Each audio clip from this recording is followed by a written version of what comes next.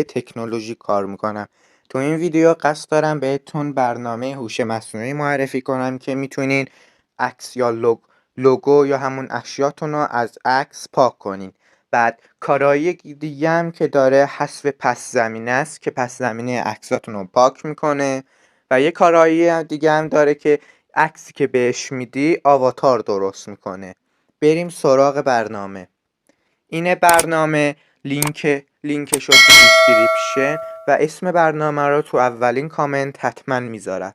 این منو ما نسخه پولی داره، نسخه رایگان.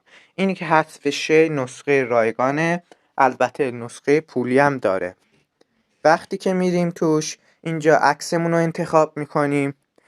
از این 3 خط میتونیم همه رو بزنیم، گالریمون دستیابی پیدا کنیم، یا از اینجا میخواین از پوشای گوشیتون یکشو انتخاب کنید. من مثلا به عنوان مثال اینو انتخاب میکنم، تبلیغ رو میزنم میره. اینجا الان میزنم حذف هوش مصنوعی که هوش مصنوعی حذف کنه. الان خودکارم میزنم، اول شناسایی میکنه که اون لوگویی که مد نظرمونه پاک کنیم. صبر میکنیم. خب الان اینجا بهمون 3 تا پیشنهاد داده. یکی میبینین که توپ طلای دست مسیه، یکی خود مسیه، یکی هم رونالدوه. من مثلا میزنم رونالدو، حذفش میکنم. میخوام رونالدو حذف بشه.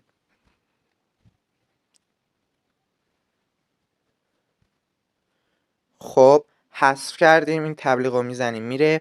حتما اینم بگم که با فیلتر شکن وارد شین برای عملکرد بهتر. برای بعضی هم بدون فیلتر شکن وارد میشه. الان وقتی میخواین مثلا یه چیزی که خودتون میخواین پاک کنین اما هوش مصنوعی تشخیص نداد، اینجا حذف شیو میزنین. اینجا اندازش مثلا هر کجایی که میخواین رو پاک میکنین. اینجا که وقتی مثلا یه چیزی رو زدین به عنوان مثال اینو حذف میکنین، باز صبر میکنیم.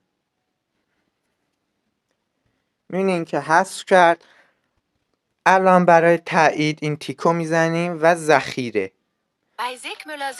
رو زدیم چون با فیلتر شکن وارد شدم بهمون تبلیغ نشون میده. اینجا ضبط رو میزنیم. اینجا هم تمام شد. این بود. اگر بعد از میخواستین این آرمش هم پاک کنین، آرم برنامه، روش کلیک میکنین. اینجا بعد نسخه پولی شد بخرین، یا میتونین از اونجا که ضبط رو زدین تماشای تبلیغ رو بزنین پاک شه. تماشای تبلیغ بهتون یه ویدیو تبلیغی نشون میده. الان بریم سمت حذف پس زمینش. الان بازم به عنوان مثال یکیشو انتخاب میکنیم، باز همینو به عنوان مثال. اینجا 2 تا گزینه داره، سریع و دقیق. سریع که میبینین همینجوری در میاد، یه سری ریزنکاتی داره که پاک نکرده. اینجا از بخش دقیق خودتون میبینین پرو نوشته، یعنی پولیه، بعد نسخه پولیشو بخرین. هزینه‌اش من تو این سایت ها دیدم که بسیار پایینه. اینجا اگه میخواین دستی پاک کنین، اینجا خودتون میتونین چی کنین. آها میبینین داره پاک میشه. من دستم خورد، دستای مسی و رونالدو یه ذره پاک شد. الان میخوام خود مسی رو پاک کنم. میبینین مسی قشنگ کاملا پاک شد. اینجا از بخش بالا تیکو میزنم، بعدیو میزنم، بازی تبلیغ، ذخیره رو میتونیم اینجا پس زمینمون هم انتخاب کنیم، یا اگه نمیخواین انتخاب کنیم ذخیره رو میزنین، تبلیغ. آهان میبینین که چی شد. اینجا گزینه حذف واترمارک هم داره، میتونین اونم بزنین. اینم از این گزینه.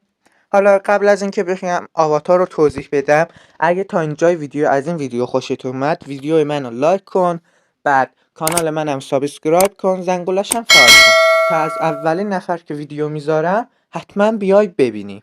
بعد بریم آواتار هوش مصنوعی رو توضیح بدیم. در ضمن هر سوالی هم درباره این برنامه، مشکل، هر چیزی داشتین تو کامنت بذارین، من حتما جواب میدم به همتون. اینجا کار این آواتار عکسی که مثلا عکس خودمه، میخوام عکس خودم رو تبدیل به آواتار کنم. اینجا بعضیاشون پولیه، اینا مثلا شکلاشه دیگه. من مثلا اینو میزنم. اینجا بازم یه عکسی رو انتخاب میکنم. بعد مثلا به عنوان مثال این خود این که گفته امتحان کنیم به عنوان مثال. من عکس از خودم ندارم تو این گوشیم، من حالا اینو امتحان کردم، خودش گفته. بعد اینو تولیدو میزنم، تبلیغم نشون میده، یه کمی هم بعد صبر کنیم.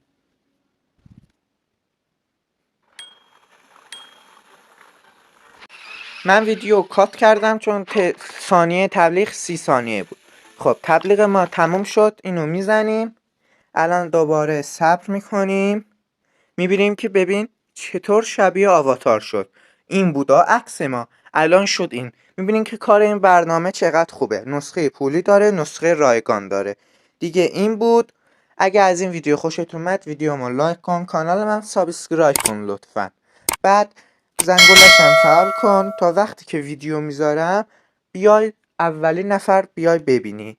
بعد تمام دیگه، کار خاصی نداره این برنامه. برنامه ما این بود. تا ویدیو بعدی، خدا نگهدار.